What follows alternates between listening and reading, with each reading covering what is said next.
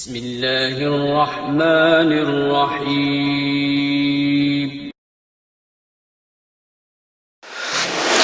حضرت ابن عمر رضی اللہ تعالیٰ عنہما سے روایت ہے کہ رسول اللہ صلی اللہ علیہ وسلم نے فرمایا الاقتصاد فی النفقۃ نصف المعیشہ،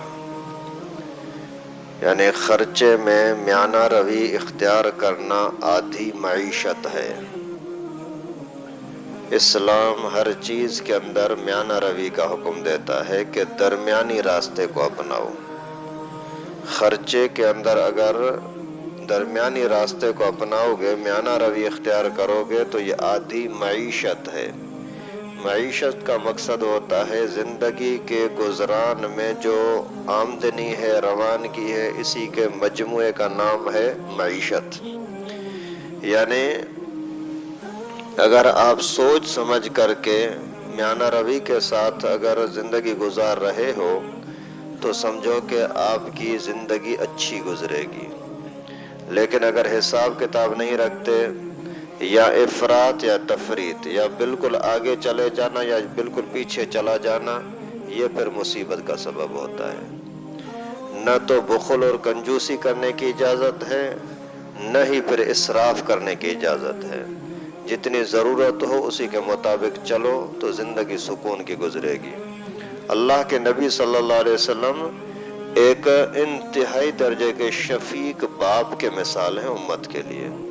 اپنا ابا اپنی اولاد کے ساتھ اتنی شفقت نہیں کرتا، نہیں کر سکتا جتنا کہ رسول اللہ صلی اللہ علیہ وسلم اپنے امت کے ساتھ شفقت فرماتے ہیں۔ تو اسی شفقت کا تقاضا یہ تھا کہ اللہ کے نبی نے ہمیں یہ بھی سکھا دیا کہ خرچہ کیسے، کس انداز سے کرو۔ اسراف کرو گے تو گناہ بھی ہوگا، ہاتھ بھی تنگی کی طرف جائے گا۔ بخل کرو گے تو لوگ بھی برا بھلا کہیں گے اور اپنے آپ کو بھی مصیبت میں ڈالو گے۔ اس وجہ سے بخیل بھی نہ بنو، کنجوس، اسراف بھی نہ کرو کہ اللہ کی نعمت کی بے قدری ہو جائے۔ ابھی خرچے کے اندر میانہ روی کرنے کا کیا مطلب ہے؟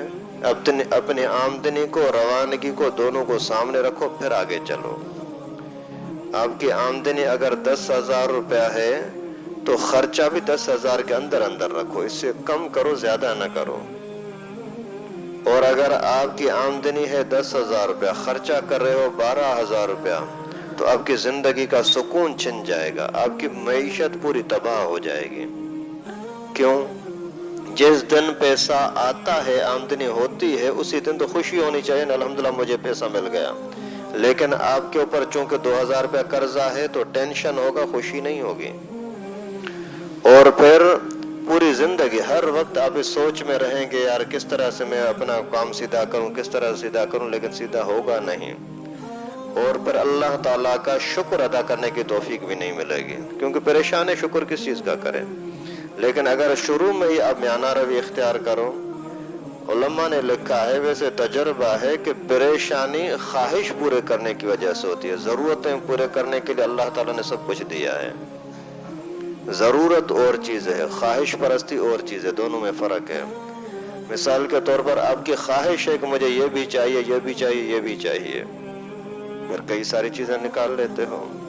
اور ضرورت یہ ہے کہ آپ کے بچوں کے اندر، گھر کے اندر بھوک نہ ہو، بھوک مٹانے کے لیے جیسے سیدھا سادہ گزارا کرو، یہ ضرورت ہے۔ آپ کی آمدنی اگر کم ہے تو پھر اگر آپ ہمیشہ 2-2 4-4 جوڑے سلاتے ہو، ایک جوڑے پر گزارا کرو، کتنا پیسہ بچ گیا۔ اگر آپ چائے پیتے ہیں، چائے پینا کوئی کسی ضرورت تو نہیں ہے کہ آدمی نہ پیے تو مرے، کوئی ضرورت نہیں ہے، پی لو، گناہ بھی نہیں ہے، پی سکتا ہے آدمی، لیکن اپنی طاقت کے مطابق نا۔ ایسا نہ ہو کہ آپ کے پاس طاقت ہے ہی 10,000 روپے کی، 10,000 روپے خرچہ بھی ہو رہا ہے، پھر بھی آپ غیر ضروری چائے کے پیچھے اور غیر ضروری ایسے ہی کھانے پینے کے پیچھے، لباس کے پیچھے، خواہشات کے پیچھے اپنے آپ کو پریشانی میں ڈالنا، یہ اللہ تعالیٰ کے شکر سے محروم کرنے کی ایک سازش ہے۔ اس وجہ سے آپ ہر بندہ اپنے حساب سے دیکھے، سوچے۔ اور خرچہ کرنے والا مرد ہوتا ہے، یہ مزدوری کرنے والا، پیسہ لانے والا مرد ہے، تو خرچے کے اندر بھی مرد کی رائے کو خیال اس کا احساس ہونا چاہیے. آپ سیدھا اگر عورتوں کے حوالے کرو گے نا تو انہوں نے تو مزدوری نہیں کی, ان کو احساس نہیں ہوتا کتنی تکلیف سے پیسہ لایا جا رہا ہے, تو وہ ایسے ہی خرچہ کرتی پھرتی ہے. اس وجہ سے میانہ روی اللہ کے نبی کا حکم ہے. اس چیز کو سامنے رکھو. کھانے پینے کے اندر اگر مثال کے طور پر کوئی چیز ہے زیادہ مہنگی ہو گئی, اپنی طاقت کو دیکھ کر کے تھوڑا اس کو کم استعمال کرنے کی کوشش کریں. کل کی اخباروں میں آیا تھا کہ 80 روپے شاید 1 کلو پر گھی مہنگا کر رہے ہیں. 80 روپے 1 کلو پر. اللہ کی لعنت تو ان ظالموں کے اوپر. ظلم کی کوئی حد ہوتی ہے؟ تو اس طریقے سے اگر آپ کی آمدنی تو نہیں بڑھی نا, خرچہ بڑھ گیا تو کیا کرو گے؟ اگر آپ بھی وہی اپنا بغیر حساب کے چل رہے ہو نا تو پھر آپ کی زندگی تنگ ہوتی جائے گی, پھر اپنے آپ سے بیزار, بچوں سے بیزار.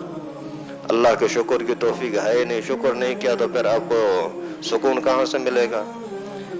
خیر, ہر بندہ اپنے حساب سے تھوڑا سوچ کر کے اس حساب سے چلو. آمدنی کو, روانگی کو سامنے رکھ کر کے چلو. ناشکری سے بھی بچ جاؤ گے اور سکون کی زندگی بھی گزارو گے. اللہ تعالیٰ سے دعا ہے کہ اللہ پاک ہمارے حال پر رحم فرمائے, ہماری ضروریات کو آسانی کے ساتھ پورا فرمائے, اور ہمارے اوپر جو مسلط دشمن ہیں اللہ تعالیٰ ان کو تباہ و برباد فرمائے. وآخر دعوانا ان الحمدللہ رب. لائک کرے ہماری ویڈیو کو, سبسکرائب کرے اور ساتھ میں بیل آئیکن کو دبانا نہ بھولے.